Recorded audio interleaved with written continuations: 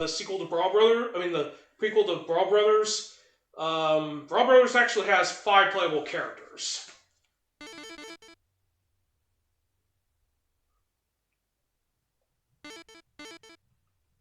Well, there's no real reason to to set it at a higher difficulty.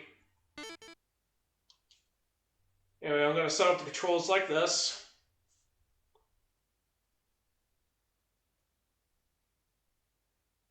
But yeah, just as a friendly reminder, if I don't respond to your any post on the chat, it's because I'm focusing on setting up the guides. So my apologies ahead of time.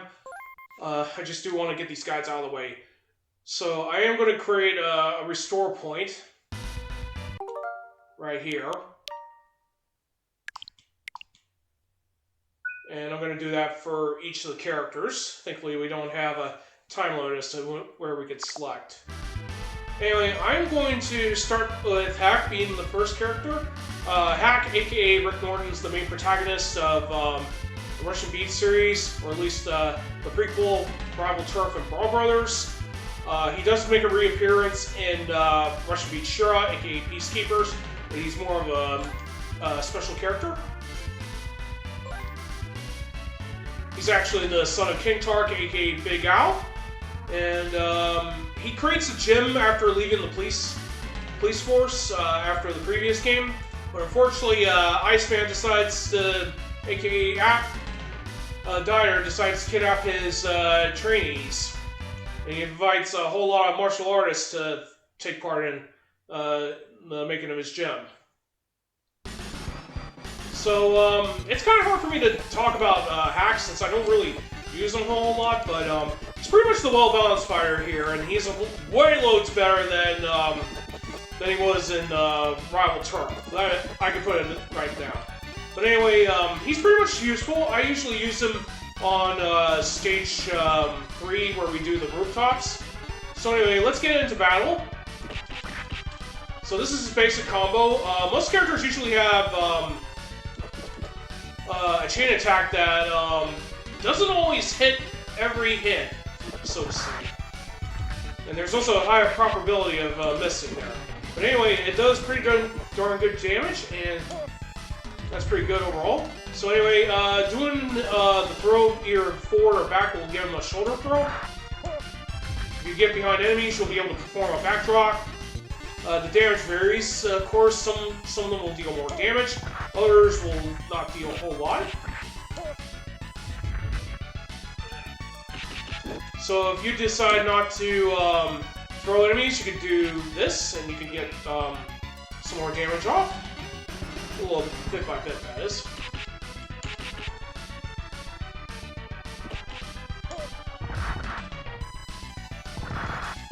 Anyway, that's his OTG. You do have to remain neutral for at least a second or so before performing the attack. Sometimes you have to be at a specific plane to perform the move, of course. You can't always get the attack consistently. I'll try one more time just to show you.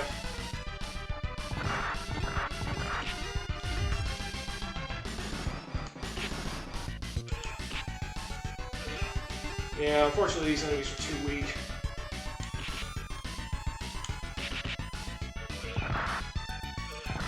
So you can use OTGs to nail enemies with, right there. Hacks is pretty easy to pull off, but some of the characters have very different positionings to trigger. So anyway, we'll go over jump attacks. Hack's jump kick is pretty darn good, at least the forward jump one. You can also do a stationary as well.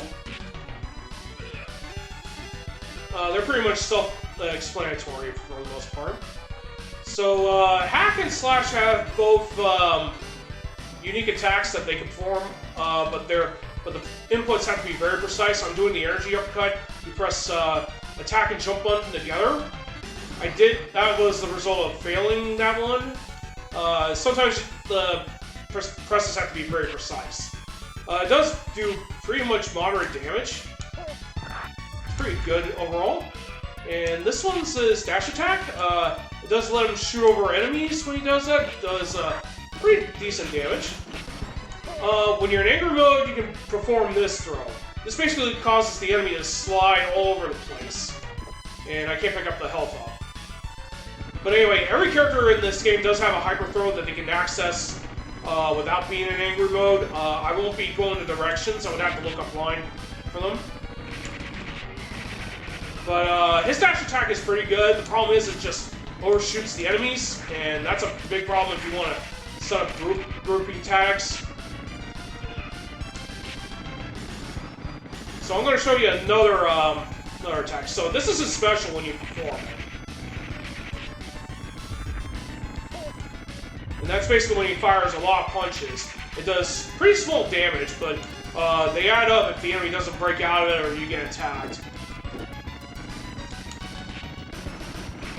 Anyway, this is the other attack that Hack gets. It's the Falcon Dive Punch. That's one of Big Al's signature attacks from Rival Turf.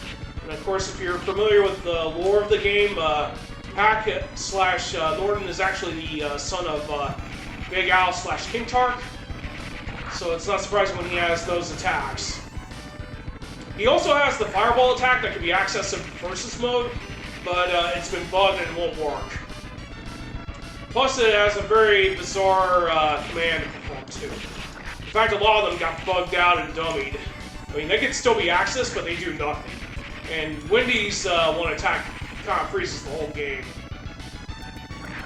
So basically, the Falcon Dive Punch is probably Hack's best move overall.